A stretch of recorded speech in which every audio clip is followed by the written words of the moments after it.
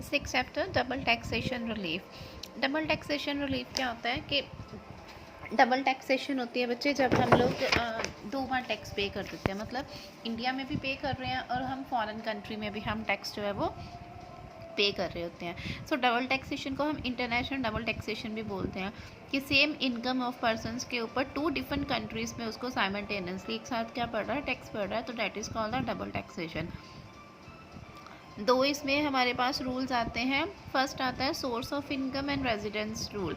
Source of income में क्या होता है कि जैसे इनकम जो हमारी जिस इनकम के ऊपर हमें टैक्स पड़ता है in the country where source, मतलब जिस कंट्री से हमें वो इनकम हुई है, सोर्स ऑफ इनकम जिस कंट्री में था उस कंट्री में हमें क्या पड़ता है, टैक्स जो है वो पड़ता है। फॉर एग्जांपल जैसे मेरा बिजनेस जो है वो इंडिया में है तो मेरा सोर्स ऑफ इनकम इंडिया से है तो उस कंट्री में मुझे टैक्स पड़ेगा, चाहे मैं फॉरेन कंट्री में रह रही हूँ लेकिन मेरा सोर्स ऑफ इनकम जिस कंट्री में वहाँ पर। एंड सेकेंड आ जाता है as per the residence rule कि जहाँ पर मेरा रेजिडेंशियल क्या है, स्टेटस है। जैसे मेरा रेजिडेंशियल स्टेटस जो है वो इंडिया में है जहाँ पर मेरी मैनेजमेंट अफेयर्स नेशनैलिटी है वो मेरी इंडियन है, चाहे मैं इस टाइम फॉरेन कंट्री में रिज़ाइन कर रही हूँ लेकिन मेरी नेशनैलिटी अभी भी इंडियन है, तो उस कंट्री में आपको जो है वो टैक्स पड़ रहा है। ठीक है, for example if a person is resident of a country, ठीक है, तो उसको अपनी कंट्री में एज ए टैक्स पे करना पड़ रहा है अपने इनकम के ऊपर। ठीक है, अब चाहे वो इनकम उसको आउटसाइड कंट्री से हो रही है वहाँ पर भी वो टैक्स पे कर रहा है और अपनी कंट्री में भी जहाँ रह रहा है अपनी इनकम के ऊपर वो क्या कर रहा है, टैक्स पे कर रहा है ना। मुझे इनकम इंडिया में जो हो रही है, मैं फॉरेन कंट्री में रह रही हूँ, जहाँ जिस कंट्री में रह रही हूँ उधर भी मुझे टैक्स पे करना पड़ रहा है अपनी इनकम के ऊपर, और मैं रेजिडेंशियल बेस के ऊपर मैं इंडियन रेजिडेंशियल की मानी जाती हूँ तो मुझे इंडिया में भी वो सेम इनकम के ऊपर साइमल्टेनियसली टैक्स पे करना है। तो these are the double taxation. तो ये प्रॉब्लम डबल टैक्सेशन की जो है वो फेस करनी पड़ती है कुछ असेसिस को।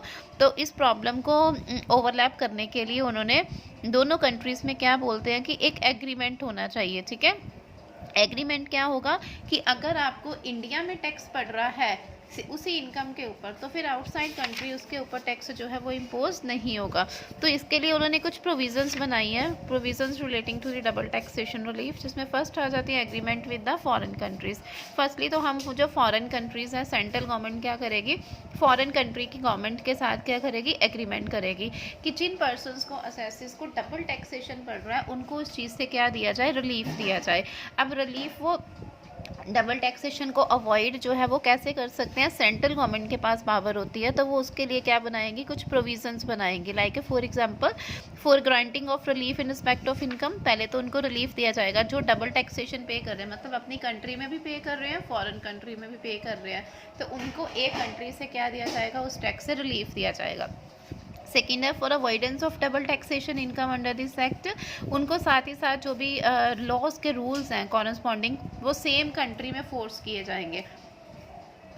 थर्ड आ जाता है फॉर एक्सचेंज ऑफ इन्फॉर्मेशन कि उनको टैक्स अवॉइडेंस या इवेजन से बचाने के लिए इन्फॉर्मेशन जो है वो क्या की जाएगी, इनकम टैक्स डिपार्टमेंट जो है वो एक कंट्री की इन्फॉर्मेशन, उस कंट्री की जो इनकम टैक्स डिपार्टमेंट होगा वो दूसरी कंट्री के साथ क्या करेगा, इन्फॉर्मेशन जो है वो ट्रांसफ़र करेगा। हम लोग मतलब असेसी जो है वो झूठ नहीं बोल सकता या फ्रॉड नहीं कर सकता, अवॉइड नहीं कर सकता कि वो टैक्स नहीं पे करेगा, उसने फॉरेन में पे कर दिया। हमें कैसे, इंडियन गवर्नमेंट को कैसे पता लगेगा, तो वो एक गवर्नमेंट जो है वो एक दूसरे को इन्फॉर्मेशन जो है वो क्या करेंगे, फ्लो करेंगे।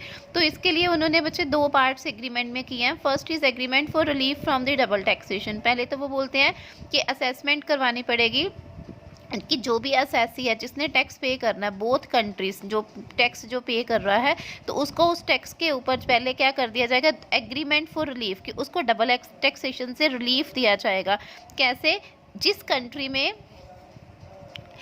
जिस पहले तो वो बोथ कंट्रीज़ में जैसे इंडिया में और सपोज़ अमेरिका, दोनों कंट्री में वो क्या करेगा, टैक्स जो है वो पे करेगा, बट बाद में उसको उस टैक्स के ऊपर क्या मिल जाएगी, बोथ कंट्री से रिबेट मिल जाएगी। तो उस केस में उसकी डबल टैक्सेशन की प्रॉब्लम सॉल्व हो जाएगी। टैक्स उसने दोनों कंट्री में पे किया लेकिन उसको वहाँ से दोनों कंट्री से बाद में क्या मिल जाएगी, लेटर ऑन जो है वो रिबेट मिल जाएगी। सो जो भी उनकी आइडेंटिकल इनकम होगी जिसके ऊपर डबल टैक्स मिला है, tax paid both tax has paid both in Indian and foreign country. Same income के ऊपर उन्होंने टैक्स पे किया है बट उसके ऊपर रिबेट। एंड सेकंड आ जाता है agreement for avoidance of double taxation. Double taxation को अवॉइड करने के लिए वो क्या करते हैं, उनको रिफंड कर देते हैं। जितना उन्होंने मतलब एक ही कंट्री के ऊपर उनको लगेगा टैक्स, अगर दूसरी कंट्री पे वो टैक्स पे किया है तो वो उनको उतना टैक्स क्या हो जाएगा, रिफंड हो जाएगा।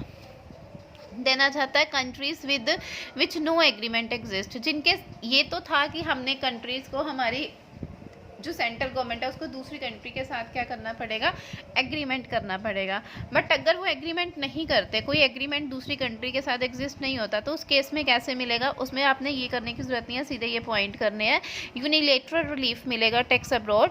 इसमें असेसी जो है वो उनको यूनिलेटरल रिलीफ मिलेगा। यूनिलेटरल मतलब किसी एक कंट्री से रिलीफ मिलेगा। लाइक असेसी जो है वो इंडियन रेजिडेंट होना चाहिए, उसकी इनकम जो है वो आउटसाइड इंडिया क्रूड हुई है, तो वो मतलब क्रूड चाहे इंडिया हो रही है चाहे आउटसाइड इंडिया हो रही है, उसने एक जगह पर टैक्स जो है वो पे किया हो। Income should be tax both in India. Income के ऊपर टैक्स उन्होंने इंडिया और फॉरेन कंट्री दोनों में पे किया है, लेकिन उसके ऊपर वो है उनका कोई एग्रीमेंट किसी कंट्री के साथ नहीं था, मतलब किसी कंट्री की गवर्नमेंट के साथ जो है वो एग्रीमेंट नहीं था, तो वहाँ पे उन्होंने टैक्सेशन को अवॉइड करना है। And assessee should have paid the tax in such foreign country bye deduction. तो असेसी जो टैक्स पे करेगा बाय डिडक्शन करेगा, मतलब डिडक्शंस उसके ऊपर लगेंगे। सेकंड आ जाता है इसमें relief in case of agriculture income from Pakistan. अगर कोई इंडियन रेजिडेंट को कोई इनकम हुई है, वो इनकम उसको एग्रीकल्चर इनकम हुई है फ्रॉम द पाकिस्तान, मतलब पाकिस्तान में कोई एग्रीकल्चर मटेरियल से उसको इनकम हुई है, तो उसने वो टैक्स अपनी कंट्री में मतलब इंडिया में उसको वो टैक्स जो है वो क्या करना पड़ेगा बच्चे, पे करना पड़ेगा। किस रेट के ऊपर, या तो calculator Indian rate of tax, या फिर जो पाकिस्तान में रेट जो जितना total calculate Indian rate of tax के अकॉर्डिंग हुआ है, या जितना उसने पाकिस्तान में पे किया है, विच एवर इज लेस, उसके अकॉर्डिंग उसको टैक्स जो है वो पे करना पड़ेगा, अगर वो एग्रीकल्चर इनकम उसको पाकिस्तान के थ्रू हुई है। बस इसमें आपने इतना करना है। ये जो है वो शॉर्ट नोट्स के लिए होता है कि डबल टैक्सेशन रिलीफ क्या होती है, तो उसमें आपने बता देना डबल टैक्सेशन जिसमें एसएससी को इंडिया और फॉरेन कंट्रीज दोनों में टैक्स पे करना पड़ रहा है सेम इनकम के ऊपर साइमल्टेनियसली, तो उसको अवॉइड करने के लिए वो बोलते हैं कि हमारी सेंट्रल गवर्नमेंट जो है वो उधर की गवर्नमेंट के साथ ये एग्रीमेंट कर लेती है कि अगर ऐसी कंडीशन आती है, चाहे वो टैक्स पे कर रहा है, तो उनको बाद में रिफंड कर दिया जाए या फिर उनको उस टैक्स से रिलीफ दे दिया जाए।